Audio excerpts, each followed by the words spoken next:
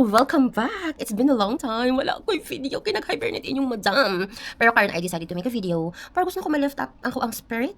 Ma-bring back na ko ang fire. Wow! OA! Super ka OA. So, man ako nag-skincare, no? Namagod mi lakaw. So, early ko nag-prepare. Kaya Diyos ko, dahil kung mag-prepare ko tag one arm. Gusto ko imong angko. Kaya dugay bagay ko mag-prepare, no? So, for now, nakailis na ko. I'm so ready to go. But this is not my final outfit. I'll show you guys later. Oh, meron nag-English. So, anyway, I'm in my cream na. So, umano ko nag-yoga ina, no? Pero katong ko dili na ko ipakita sa pikas na ko account i-upload kini kay para sa akong say something. I wanna say something sa akong situation. Pero di ko gusto mag-spill og negative. Gusto ko positive lang. Para positive ang outcome. Positive lang ang nag-aabot. Bisan unsa naka-negative ang situation, positive lang tadi. Just go. Salamat sa mga days na nag-inusara ko para mahilak, mag-emote. Para sa pag-emote na. So, I'm not gonna share any negative, especially about sa akong family. It's because, oh my God, grabe na kadaghan nilang gibuhat sa ako. Pero, God is great, God is good, kaya nami balay, nami pagkaon na ako yung mga friends na maduulan pang grabe, pag kailangan gipit na gipit na yung mga friends na maduulan. So I'm so grateful. Sa ilahan na lang nakafocus akong attention na I'm so blessed. Na ako yung mga friends, na ako yung mga girls na ay, bisag kabalo na sila. Unsa man sila sige pangutang na sila gid ang mga nakabalo sa tinuod nga situation nako. Kung pagtuo sa uban nga dato me, well, so be it God. I-claim nako na, yeah, thank you Lord. Pero sa akong mga girls na nakabalo sa tinuod ng mga situation. Oh guys, I don't know how to repay you all. Not just my girls, but I have my gays. So yeah, wala yung ko kabalon saan pag-repay, but si Lord na bahala. Gina-pray mo everyday.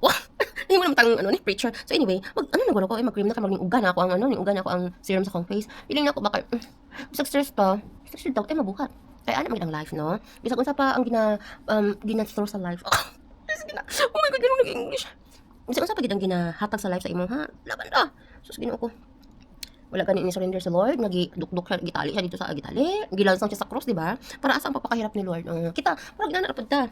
Murag pud gilansang sa mga kalisod, sa mga struggles atong kinabuhi. Pero sa pagibat, laban lang ta. Is wala tay choice. Dili ta pwede magpa luya-luya. Kaya ang Diyos maayo. Amen. Hi Lord, ibalik ang fire sa akong heart. Actually, hindi ko gusto mag-spill of anything, pero we're working on something nga hopefully i-allow ni Lord. Pero yeah, kaya maabot yun sa point sa atong life wala na ta nakasabot ba unsa naman nagapakita sa akong life imura naman oh my God, grabe naman gid ang life, it's very lifing naman, di ba? Ginoo ko, I feel so nanintaba pagyud ko, oh my God. So nag-start ako sa akong diet actually, pero dili na consistent kaya mga times na kailangan ako maputol or malimtan ako nga i-pause ako ang fasting, malimtan ako na nagkaon na day ko. So gusto na ako kanang clear and consistent na ko ba. So nagamit ako sa akong treadmill pero kaysa ka business.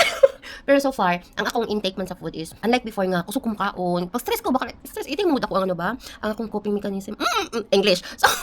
So karon medyo nagabawas na gid sa akong food, especially sa sweets. Kay akong last intake na sweets is Sunday. So nakoy siguro mag cheat day ko Sunday or Saturday kay family day man gud na. So dili ko makano pag family day no kay siguro jud mi kaon na nagawatch lang gid mi movie. So anyway, bisag usa pa ang gihatag sa life. Bisag ginanaka many times you have to stand up. Right? Stand up lang jud ta og maglimpyo sa sarili nga as long as may nakakita laban girl. Di ba? Sila lang gid ang nakabalo ug ang mga close in people sila gid na ang kanang bisag unsa pa may pagbalik-balik ug pangpang sa ilaha. Ay, never gid sila nagano, and I'm so grateful and thankful. Diha na lang ko mag-focus no sa mga good side nga nahitabo sa akong kinabuhi. Kaya kung mag-focus na lang ako sa negative, mag-focus mi sa negative, puro na lang yung negative. Ampot, grabe ni nga season sa life na mo karon kay manong lisod. Siguro na naipaabotay nga blessings ba. Grabe man gid ang hagit ni Lord. Mura man gid, Lord, man pa ba ni kung dili na. Ay, dili. Never mo surrender, di ba?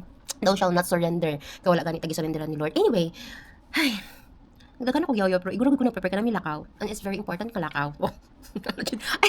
So yeah, I'm gonna go back for another episode.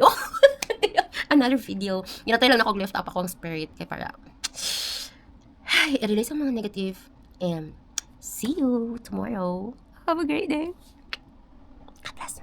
So, morning outfit na ako for today. Mara ko asam ito nga conference. Actually, doctor's appointment na yung doon. Jesus. Pero, I wanna dress up today, okay? I'm gonna start dressing up. To make me feel good. To make me feel pretty. Oh, Jesus. Pero, yeah, like, I'm a virgin. Bye.